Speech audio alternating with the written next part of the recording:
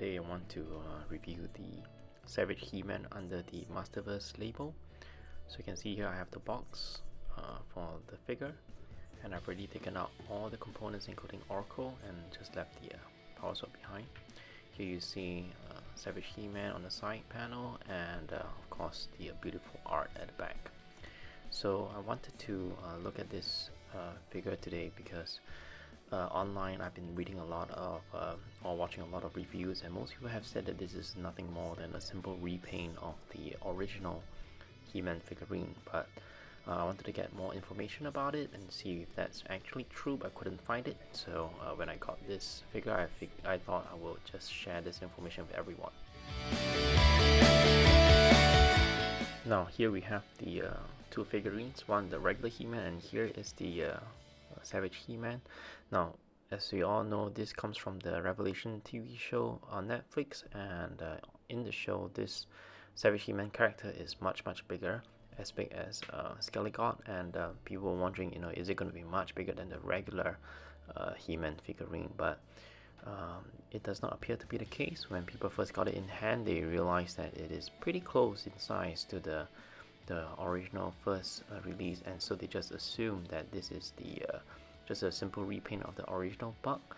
But as we shall soon see, this is not really true. Now I really wanted more information about this, but couldn't find it online, and we just once I got it, and I decided to post this information online so everyone else can have a look.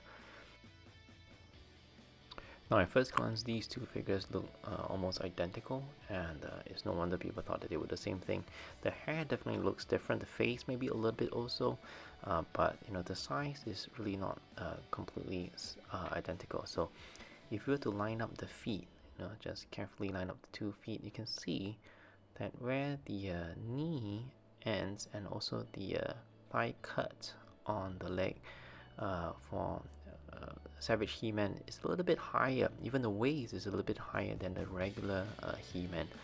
In fact, you can also see that if we were to tilt the figure around, you can see that the shoulders, at least where the torsos are, is also much wider.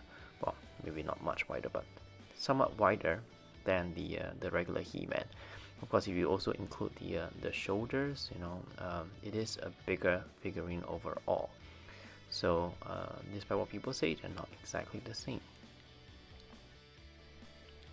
Now if we look carefully and let's remove the head of the two figurines first. That's where the biggest difference is. Now take it off the Savage He-Man and also the regular He-Man. It's a bit like, okay. Now you can see the two figurines have rather differently shaped torso, right? The Savage He-Man leans a lot further forward. It's probably a smidge bigger, but not a lot bigger, but it's leaning forward a lot more compared to the regular He-Man, which gives the figurine a kind of almost bestial kind of appearance, right? Next, we want to compare the arms. You can see the hand on the Savage He-Man is maybe just a little bit bigger, right? But if you were to compare the length of the arms, they are really quite similar. So I guess that's probably the reason why the figurine doesn't look that much bigger. Yeah, it's very comparable in this case. Well, next up I have brought up my Beastman from the same series. You can see that Beastman has some similarities to Savage He-Man in that they're both kind of hulking figures. In fact, initially I thought that maybe Savage He-Man was based on the Beastman buck, but as you can see, when I remove the head, the Beastman figurine torso is a lot bigger than the Savage He-Man. So if you were to remove the texture for the fur, maybe this will actually make a really good Savage He-Man. Yeah, it's a much bigger figurine. Viewers will probably know that the Beastman was actually considered a little bit small for what most people wanted, but this might actually be a good option, to have a figure that stands quite a lot taller than the other figurines. Another interesting thing to note is that the Beastman peg is actually a lot smaller. You can see that the Savage He-Man peg does not go in. Of course, if you try to put the Savage He-Man head on the Beastman, because of the hair over here, the tuft of hair, it really doesn't want to go in. Here I want to highlight another thing about the figurine. So if this is the regular He-Man, the torso cut here, you can see, you know, the joint actually works really well. If you were to tilt it back, it stays back, right? And if you were to move it side by side, you can see that it holds its position really well. You know, the joint works great, right? You can see at the side view, same thing, right? But some of these figures in the Masterverse, for example, Skeletor has a different joint system, it seems. You know, when I try to push it, maneuver it into different positions, it just wants to go back to the neutral position, right? No matter whether I were to push it forward, backwards, sideways, you know, nothing really works. You see, it just kind of springs back into position. Yeah. So the joint is pretty much useless for this reason. You know, it doesn't hold its position. So yeah, it's just bothersome. And unfortunately, I found that this was also true for the Savage He-Man. You can see here now, when I try to push it backwards, it just springs back forward again. You know, just like the big buck Skeletor. And likewise, when I move it sideways, you see, it just, and in fact, if I have to twist it, you can see it almost spring back into position, like as if there were an elastic band or an O-ring in there. So yeah, you know, this was pretty disappointing, to be honest. Yeah, but that's what we got.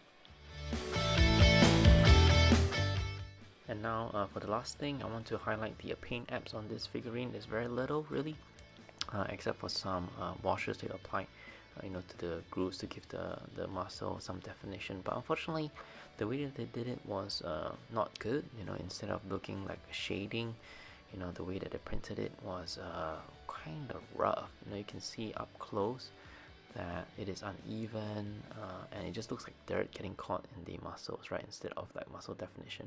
And in fact, you can see at the back, you know, it looks dotted as if you were pixelated instead of having nice even shading. So this is one thing that I was really disappointed with. There isn't much paint app already, and still they managed to botch this.